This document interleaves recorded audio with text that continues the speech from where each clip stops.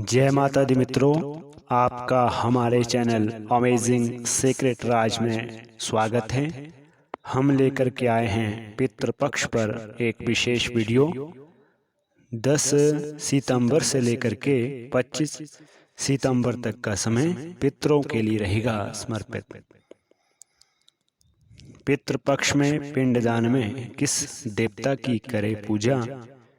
पितृपक्ष में पिंडदान व श्राद्ध कर्म हेतु भगवान नारायण की विशेष पूजा की जाती है। मान्यता है कि भगवान विष्णु की पूजा करने से भटके हुए प्रेत को पितृ योनि में जाने का रास्ता खुल जाता है, साथ ही उसे मोक्ष की प्राप्ति होती है।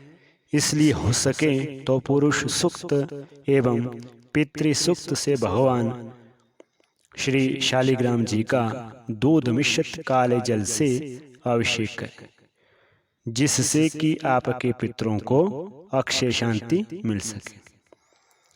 पितृपक्ष में अर्थात श्राद्ध में कौओं का महत्व। मान्यता है कि कौए पितरों का रूप होते हैं। श्राद्ध ग्रहण करने के लिए हमारे पितर कौओं का रूप धारण करके निर्धारित तिथि पर दोपहर के समय हमारे घर के आंगन में किसी भी जगह बैठे रहते हैं। अगर उन्हें श्राद्ध नहीं मिलता है तो वे रुष्ट हो जाते हैं। आइए जानते हैं श्राद्ध की तिथियां। 10 सितंबर को रहेगा पूर्णिमा का श्राद्ध और इसी दिन प्रतिपदा का श्राद्ध भी रहेगा। 11 सितंबर को द्वितीय का श्राद्ध, 12 सितंबर को तृतीय तिथि का श्राद्ध रहेगा, 13 सितंबर को चतुर्थी तिथि का श्राद्ध रहेगा, 14 सितंबर को पंचमी, 15 सितंबर को षष्ठी, 16 सितंबर को सप्तमी, 17 तारीख को कोई भी श्राद्ध नहीं रहेगा, क्योंकि इस दिन श्राद्ध की तिथि मान्य नहीं है शास्त्र के अनुसार। 18 सितंबर को अष्टमी, 19 को नवमी, 20 को दशमी, 21 को एकादशी, 22 को द्वादशी, 23 को त्रयोदशी, 24 को चतुर्दशी और 25 को अमावस्या अर्थात पितरों का विसर्जन। पितरों के निमित्त पिंडदान और तर्पण अवश्य करें। 25 सितंबर को सर्वपितृ अमावस्या भी है। 15 दिनों के दौरान पूर्वजों की आत्मा की शांति और उनका आशीर्वाद पाने के लिए पिंडदान, श्राद्ध और तर्पण किया जाता है।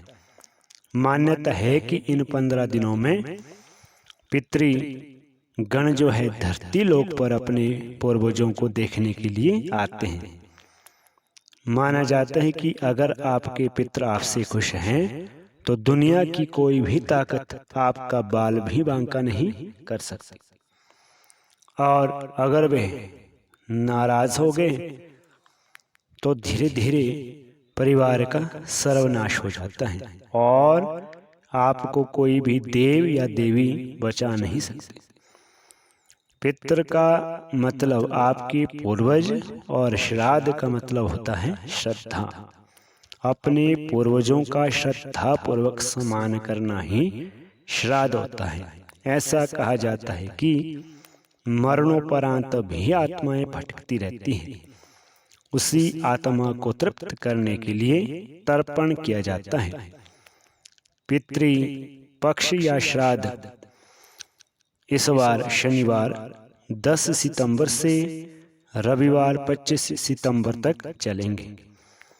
पूर्वजों की संतानें जौ और चावल का पिंड देते हैं। कहा जाता है कि इस दौरान हमारे पूर्वज कौओं का रूप धारण करके आते हैं और पिंड लेकर चले जाते हैं। श्राद्ध के वक्त लोग ब्राह्मणों को भोजन कराने के साथ साथ दान और पुण्य भी कमाते हैं।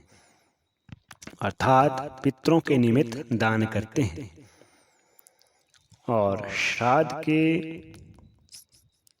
समय में जो बीच का अंतराल होता है उसमें किन किन बातों का ध्यान रखना चाहिए। श्राद्धों के वक्त आपके पूर्वज किसी भी तरह किसी भी रूप में आकर के घर में आ सकते हैं, तो किसी भी आने जाने वाले को ना टोकना, ना उनसे व्यर्थ में बातें करना। पितृ पक्ष में पशु पक्षियों को पानी और दाना देने से लाभ मिलता है। पितृपक्ष के दौरान मांस मदिरा का प्रयोग नहीं करना चाहिए। तर्पण में काले तिल का प्रयोग करें। पितृपक्ष में ब्राह्मणों को भोजन करवाएं। कुत्ते, बिल्ली और गाय को मारना नहीं चाहिए। श्राद्ध हमेशा दिन के अष्टम भाग में अपराह्न के समय कुतुब काल में ही करना चाहिए। इस मुहूर्त में गंगा जल, दूध, घी, शहद, वस्त्र आदि का दान करना चाहिए। शास्त्रों में इन बातों का विशेष उल्लेख किया गया है। शास्त्रों के मुताबिक पितृपक्ष की समाप्ति पर पितृगण पितृलोक की ओर प्रस्थान कर जाते हैं। धर्मशास्त्रों के अनुसार अश्विनी मास कृष्ण पक्ष की प्रतिपदा से लेकर के अमावस्या तक 15 दिनों के लिए पितृगण अपने वंशजों के यहाँ धरती पर अवतरित होते हैं और अश्विनी मास की अमावस्या की शाम समस्त पितृगण की वापसी उनके गंतव्य की ओर होने लगती है। धार्मिक मान्यताओं के मुताबिक पितृगण सूर्य चंद्र की रश्मियों के कारण वापस चले जाते हैं। ऐसे में वंशजों द्वारा प्रज्वलित दीपों से पितरों की वापसी का मार्ग भी दिखाई देता है और वह आशीर्वाद के रूप में आपको सुख शांति प्रदान करते हैं। इसलिए पितृ विसर्जन अमावस्या के दिन शाम के समय पितरों को भोग लगाकर घर की दहलीज पर दीपक जलाकर अवश्य प्रार्थना करते हुए कहना चाहिए कि हे पितृदेव, जाने अनजाने में जो भी भूल चूक हुई हो उसे क्षमा कर हमें आशीर्वाद दे। इन बातों का विशेष ख्याल रखें कि आपकी राशि के अनुसार ही पितृपक्ष में दान होना चाहिए। विष्णु पुराण के मुताबिक पितृपक्ष में दान देने का विशेष महत्व बताया गया है। लेकिन यदि दान राशियों के अनुसार पूर्वजों की स्मृति में दान किया जाए तो यह विशेष रूप से लाभदायक सिद्ध हुआ है। मेष राशि के लिए भूमि दान अथवा संकल्प और दक्षिणा सहित मिट्टी के ढेलों का दान विशेष फलदायक अथवा लाल वस्तुओं का दान और धातुओं का दान करें। वृषभ राशि के लिए सफेद गाय का दान अथवा कन्या को खीर खिलाएं।